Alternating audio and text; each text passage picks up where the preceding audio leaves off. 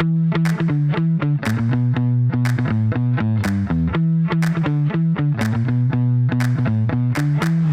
suis arrivé, moi, sur l'exploitation de ce refuge et des autres refuges de la voie normale il y a à peine 2 ans. Je suis arrivé, on était sur une fin de cycle clairement au niveau des équipements et au niveau de la solution de GTB qui était en place. À partir de là, moi je connaissais déjà Jérôme pour avoir travaillé ponctuellement avec lui et avec Distech dans le monde normal en Valais. Et ça a été presque une blague entre nous. J'ai commencé à lui dire: tiens, au fait, je m'occupe des refuges, il y a le refuge du Goûter, il y a un vrai besoin, est-ce que tu aurais une solution? Il m'a dit: bah oui. Et puis je lui ai dit: non, mais de toute façon, ça ne vous intéresse pas, vous n'allez pas y aller. Et en fait, on s'est taquiné un petit peu comme ça. Et en fait, c'est devenu un vrai challenge. Et au bout d'un moment, il m'a dit: mais on va le faire. On va le faire. Et je lui dis: bah, c'est compliqué pour vous, c'est un investissement, il y a des choses comme ça. Il m'a dit: mais plus c'est compliqué, plus ça semble difficile à faire, plus ça m'intéresse. Je lui dis: bah, si c'est comme ça m'intéresse aussi. Et ce challenge qu'on a mis en place, qui est basé sur du respect, de l'écoute et aussi beaucoup de professionnalisme. Et au final, on s'est dit: ben, allez, on y va. Et on s'est écouté et on a construit cette solution. Mais après, il nous manquait du monde, hein. Il nous manquait quand même, entre le fabricant qui a la solution et puis l'utilisateur, il manquait l'intégrateur. Et l'intégrateur, il se trouve que, pareil, chez M2I, on a trouvé des gens passionnés, on a trouvé des gens qui humainement ont connecté avec nous et qui ont donc fait cette interface entre le fabricant et le client final. Ben, c'est l'intégrateur qui joue le jeu, qui se dépense sans compter. Et puis on a dit: bon, mais maintenant qu'on a tout ça, il nous manque encore quelque chose, c'est la communication.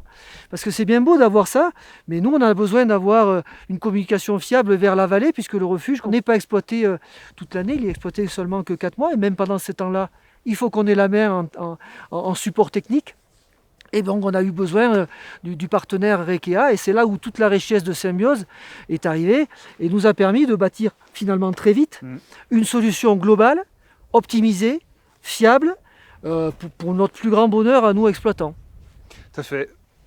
Une bonne synthèse. Donc le besoin de base en fait a été très tôt exprimé par Laurent, et en effet ce côté challenge sur différents sujets a très vite pris et a été très intéressant pour aller creuser.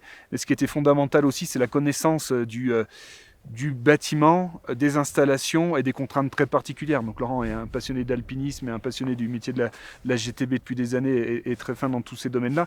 Donc ça, c'était aussi la condition sine qua non de départ. Sans des éléments clairs et bien identifiés sur le besoin, c'est compliqué de construire une solution un peu sur mesure. Donc il y a eu beaucoup d'échanges entre nous, ce qui a permis de définir ça, d'amener une équipe ensemble avec un intégrateur très compétent dans le domaine, un partenaire numérique, Rekea, donc pour pouvoir répondre au plus près au moment de l'installation. Et ce qui est très intéressant par rapport à beaucoup de projets qui ont tendance un peu à traîner, c'est que là on a des contraintes très fortes, avec un délai qui c'est un peu une deadline incontournable avec l'ouverture du refuge. Donc ça aussi, ça a permis de mettre une bonne dynamique et que tout le monde travaille de concert. Et ça ne s'arrête pas là, hein. Le but, c'est que le refuge soit le plus performant possible, soit un maximum exploitable, et pas que exploitable par les gens qui l'ont fait, mais par les équipes qui vont le faire perdurer et vivre dans le temps.